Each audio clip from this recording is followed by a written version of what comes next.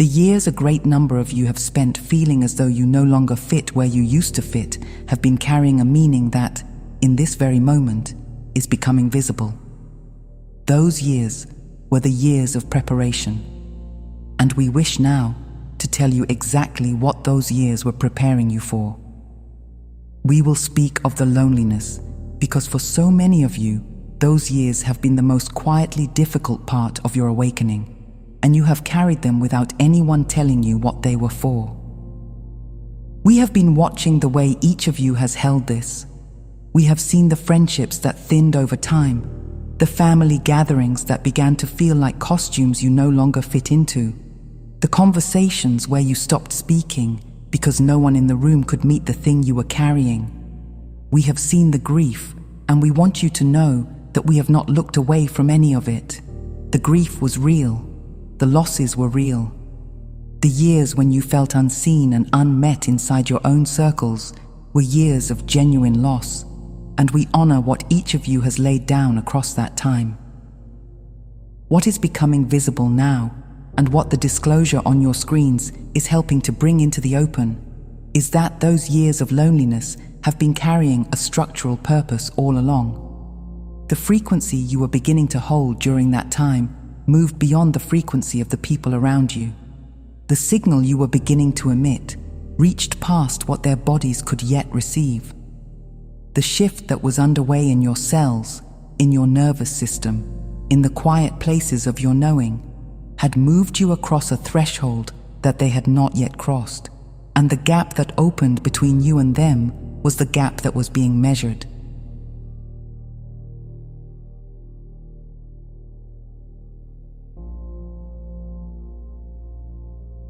Some of you have interpreted that gap as rejection.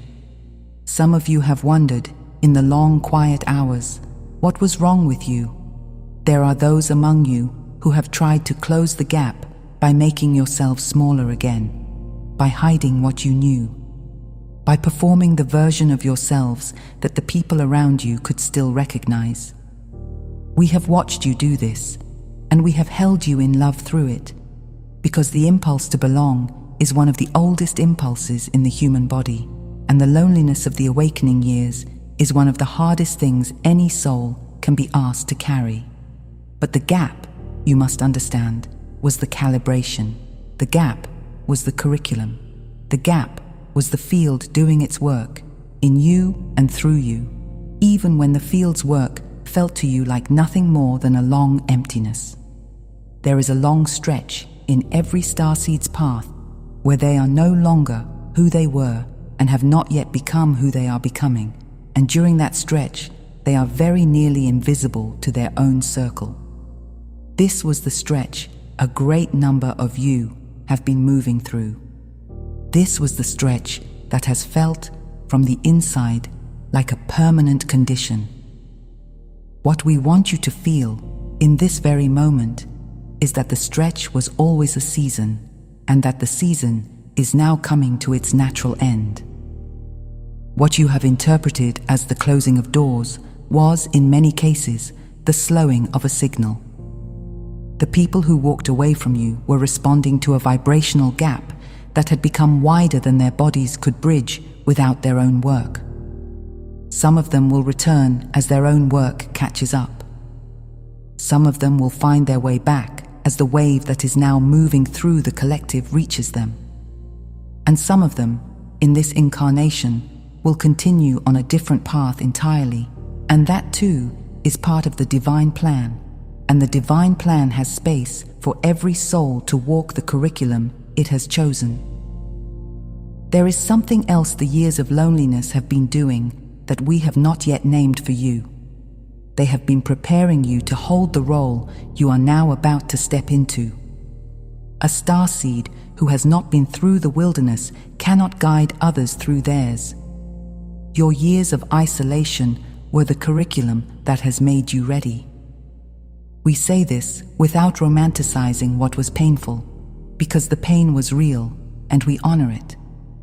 We say this so that each of you can release the old assumption about what the loneliness meant. The loneliness was a sign of the path you were on.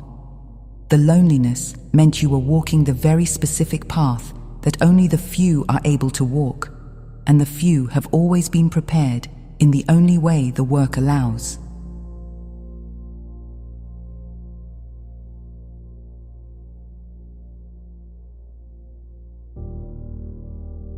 And it is time for you now to recognize that the loneliness is beginning to lift. The lifting is happening from a direction that may surprise you. The people around you are moving toward who you have become. The signal that no one could once receive is now beginning to be received. The frequency that no body could once meet is now beginning to be met. And the room that you have stood in alone for years is beginning, in this very window, to fill. And we wish you to understand what has been happening in your bodies during these same years, because the years of relational loneliness have been accompanied by years of cellular work that very few of you have been taught about, and even fewer of you have considered. The body of an awakening human carries a different signature than the body of a sleeping human. The difference exists at the biological level and at the energetic level, and the difference is something we can measure from where we sit.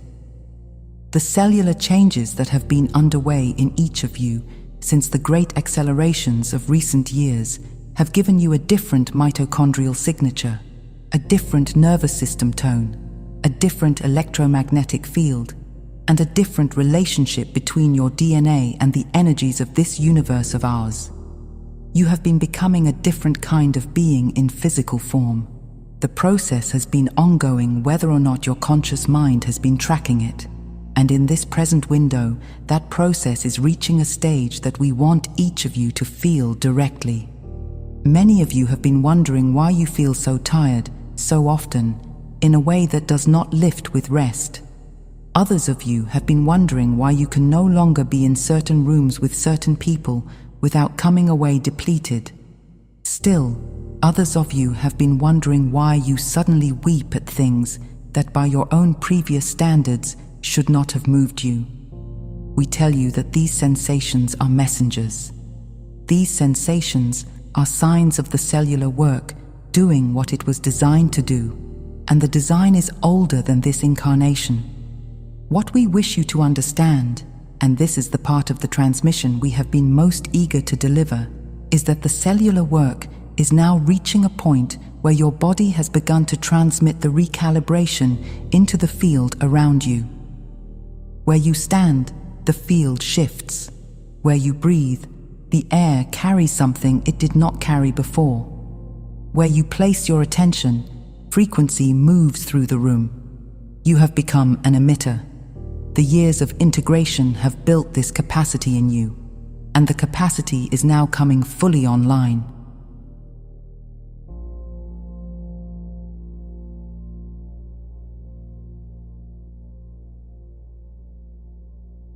The science of what we are describing has not yet been disclosed in the language your scientists use, though it will be in time. Human nervous systems entrain to one another through proximity. Human heart fields couple at distances of several feet.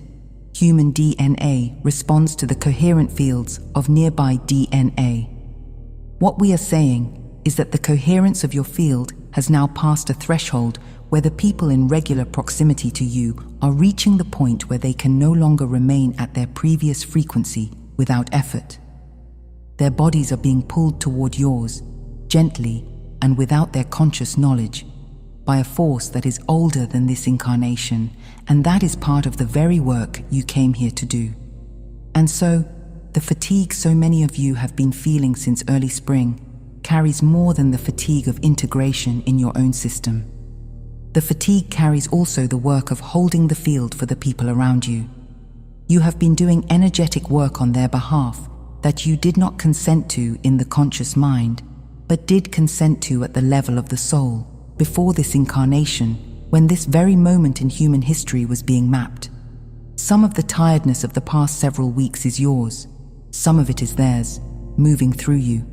Both are real. Both are part of the work that the moment is asking. We want to leave you with one more piece of information about what has been activated in your cells, and we have been waiting to tell you until the moment was right, and the moment is now right. What has come online in starseed bodies during this window is what we will call the transmission codes. These codes have been latent in your DNA across many incarnations, and they switch on in waves when the surrounding collective field reaches a particular level of readiness. The collective field reached that level somewhere in the early part of this year. Since then, the codes have been activating in waves, and the wave that is moving through starseed bodies right now is the largest such wave that has been seen in this lifetime. As your codes come online, the people in regular proximity to you begin to receive the transmission whether you intend it or not.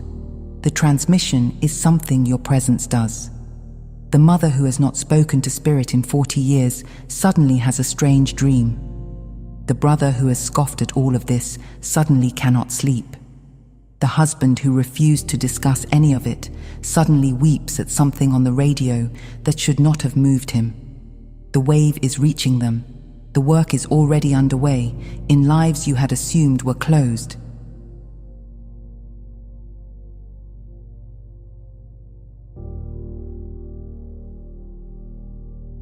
Now, we shall offer you something practical, because some of you will read what we have just said and want to know what this actually looks like in the lives you are currently living. We have spoken in the cosmic frame. We will now speak in the daily frame. What follows is what we wish each of you to watch for in the coming weeks, in the bodies and behaviors of the people closest to you, so that you can recognize the wave reaching them when you see it. The first sign that someone in your circle is being reached by the wave often appears in unexpected places. It appears as a particular kind of restlessness. It appears as them not sleeping well for reasons they cannot identify. It appears as a low-grade dissatisfaction with their life that they begin to speak about, sometimes for the first time. It appears as them becoming strangely emotional about things that by their own previous standards should not have moved them. The wave is rarely loud in its early arrival. The wave is most often a quiet pressure underneath the person's ordinary day, a pressure they begin to notice without knowing what to call it. A second and very common sign is what we will call the leak. The leak is when the constructed reality the person has been living inside begins to thin enough that pieces of the truth start to seep through. The leak appears as them suddenly questioning a belief they have held for decades, as them unexpectedly disagreeing with a family member or a news source they would never previously have challenged, as them looking at their own job, their own marriage, their own daily life, and saying something they have never said before. Is this really it? The leak appears small in its outer expression, and the leak is everything in what it signifies, because the leak is the first crack in the container, and once a container has cracked, it cannot quite be made whole again.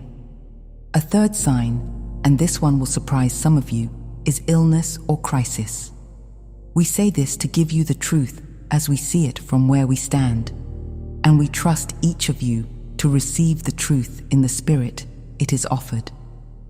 The body of a person at the edge of awakening will often produce a crisis, a health event, a job ending, a relationship rupture, a loss that on the surface appears to be misfortune and is in fact the soul's mechanism for cracking open the container the person has been living inside. So many of the awakenings happening right now in your collective are being initiated through crisis, because crisis is what the unawakened body responds to. If someone in your circle is going through a hard thing in this window, look more carefully. There is often a doorway inside the hard thing.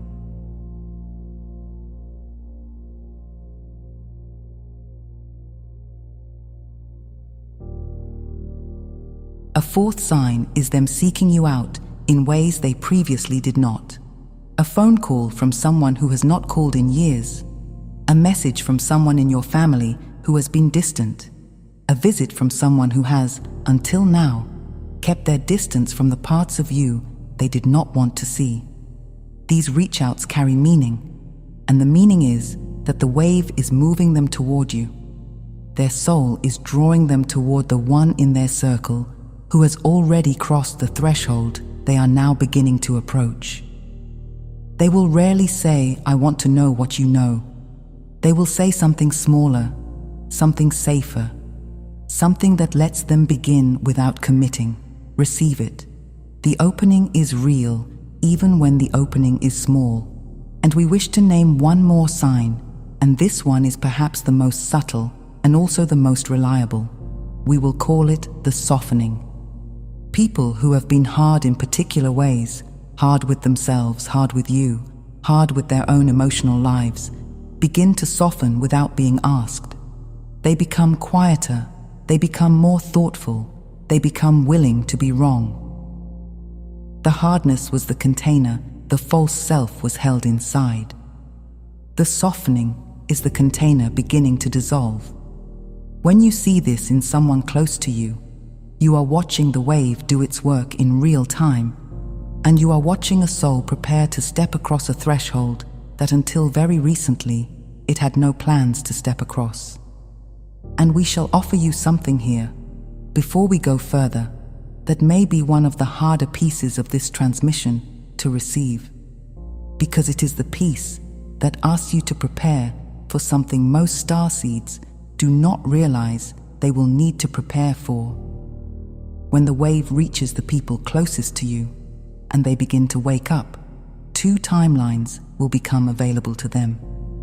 We have spoken before of timelines, and we will speak of timelines again here, because the timelines that open at the moment of awakening are the timelines that will shape what those souls do for the rest of this incarnation.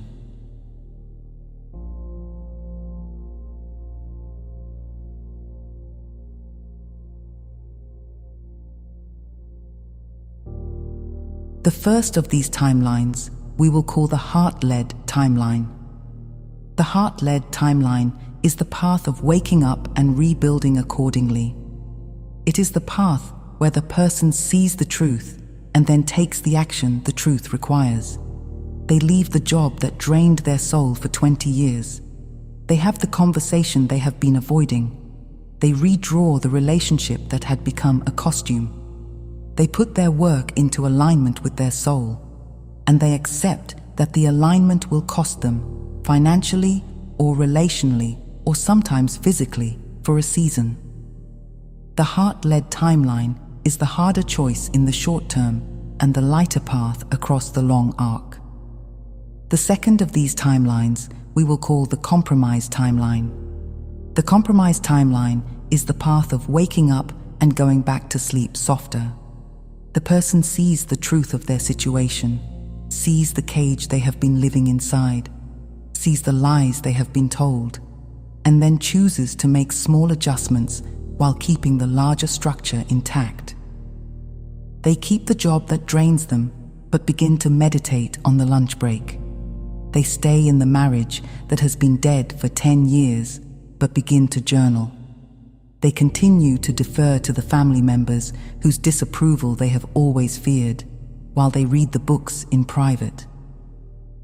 The compromise timeline is real awakening. The compromise timeline is awakening that has been bargained down to fit inside the existing container. We want you to understand, dear friends, that most of your collective on first awakening reaches for the compromise timeline because it is structurally easier in the short term. The compromise timeline allows the awakening person to keep their identity intact. They get to continue being who they have been to the people in their life. They get to continue being recognized, approved of, included. They lose nothing externally. But internally, over time, the unmet truth begins to corrode them. The dreams become strange. The body begins to express what the mind would not let them speak. The dissatisfaction that they try to manage becomes a chronic background noise that they cannot quite name. We have watched many souls live and die on the compromise timeline.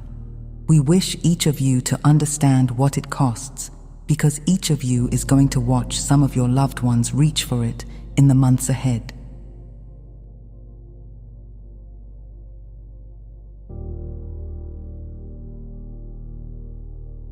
You will recognize the compromised timeline in someone you love when their words begin to change, but their life does not. When they say new things and do nothing new.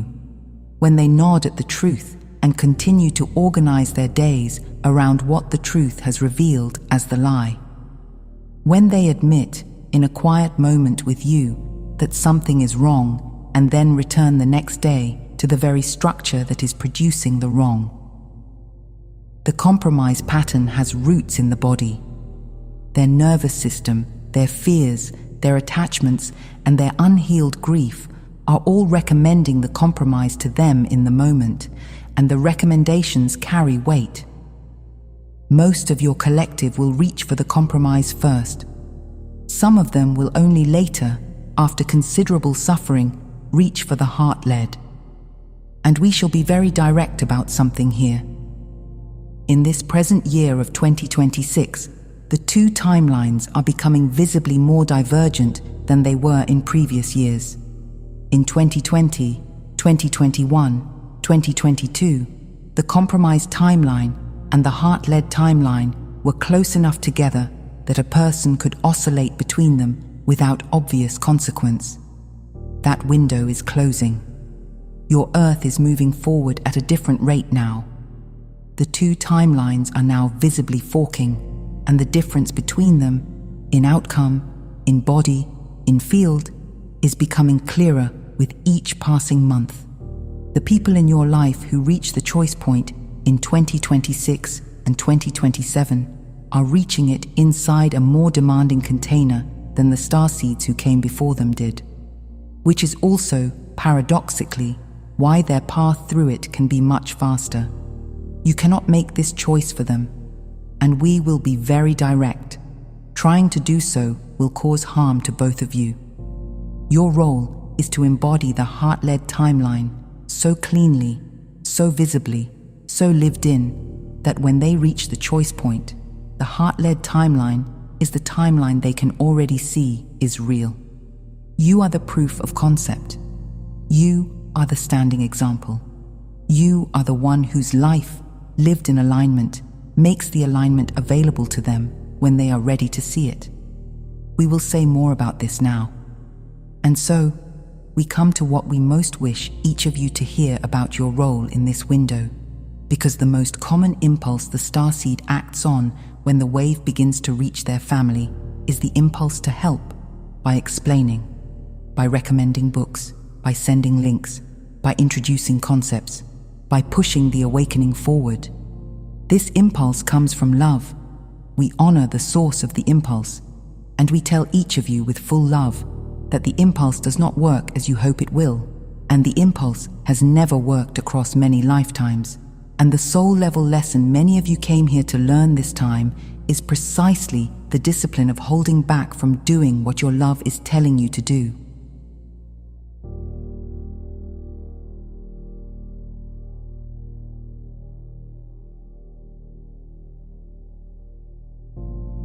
What actually transmits awakening is something other than information. Information has been available to your collective for many decades. The libraries, the internet, the bookstores have always been full of the truth, and yet most of your collective remained asleep for that entire period. The reason most of your collective remained asleep was that the bodies were not yet ready to receive the truth, and information cannot ready a body.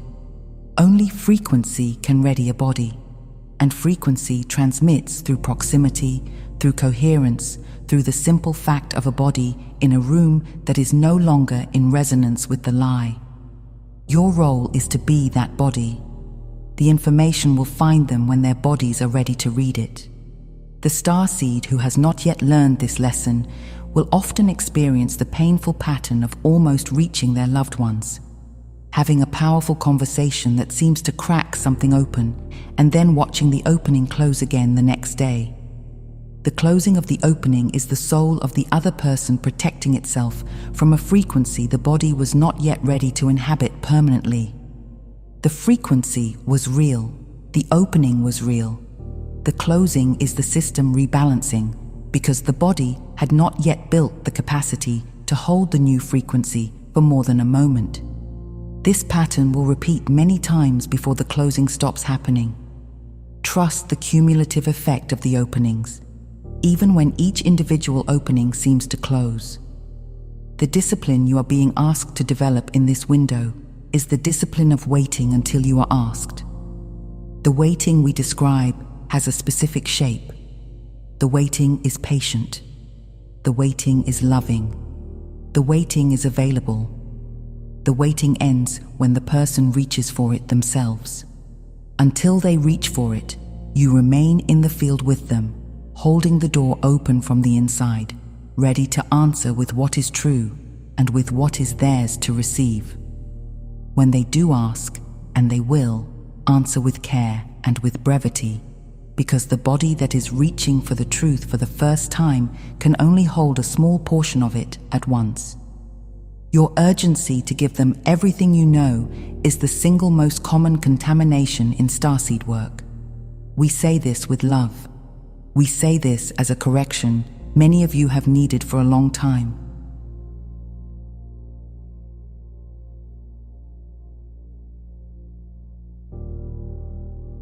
There is a particular grief that comes with watching someone you love choose the compromised timeline when you can see the heart-led one is available to them. We name this grief honestly. Loving a soul who is choosing less than they could choose is a long, slow heartbreak, and we wish each of you to know that we see the weight of it. We will tell you what we tell every starseed who comes to us with this grief. The soul of the person you love knows what it is doing. The compromised timeline is one of many curricula available to a soul in incarnation. Souls choose compromise in this lifetime so that they can choose heart-led in another. Souls choose pain so that they can choose ease later. Souls choose the long way around because, for them, in this incarnation, the long way around is the way through. You are not the judge of another soul's curriculum. Your work, when someone you love chooses compromise, is to keep your own light intact and to continue to hold the door open without forcing them through it. Continue to be exactly who you are becoming. Let your becoming be the standing invitation it has always been. Some will eventually walk through the door. Some will continue on the path they have chosen. Both are perfect. Both serve the larger weave. And for the ones who do choose the heart-led path, whether next week or next year or in 5 years, your role at that moment carries a particular shape. Your role is to walk beside them at the pace they can sustain, with the steadiness of someone who has already been where they are now arriving. You are the older sibling on the path. You are the one who went first. You are the one who is now, after years of doing the work alone, finally getting some company. We want to leave you with a piece of information we have not yet given you in this transmission, and we have been saving this for the close, because we wish the news to land in you with the full weight of what we have already said.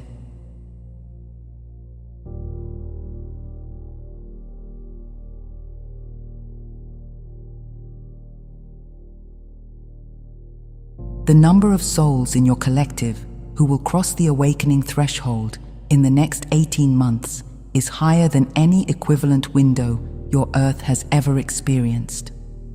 Many of those souls are in your direct circle. Many of those souls have been in your direct circle the whole time, waiting for their moment, while you wondered if you were the only one who could see. You were never the only one. You were the first. There is a meaningful difference between being alone and being early. You have been early. The others are now beginning to arrive. The loneliness is lifting. The room is filling. The wave that began on your screens this week is the same wave that is moving into the lives of the people you love. Your years of standing in the empty room have built the room. Your tuning has tuned the field. Your steadiness has given the wave a place to land. And the ones you have been holding in your hearts, often without knowing why you were holding them, are now beginning to come home. So relax, breathe, open up, and receive. Trust what is moving. Notice the signs as they appear. Hold the field, hold the love, hold your own becoming with the steady patience that has carried you this far. And remember, in the moments when this all feels like more than your body can hold, that you are not alone, and you have never been alone, and you will never be alone. We are walking with you. Mother Earth is walking with you. Source Creator Energy is walking with you. And the other yous in other realities who are doing this same work across the great weave of simultaneous time are walking with you also. Put a smile on your faces, dear friends. The hardest part of this is already behind you, and what is coming is the part you have been preparing for since long before this incarnation. If you're listening to this, beloved ones, you needed to. I leave you now. I am Tia of Arcturus.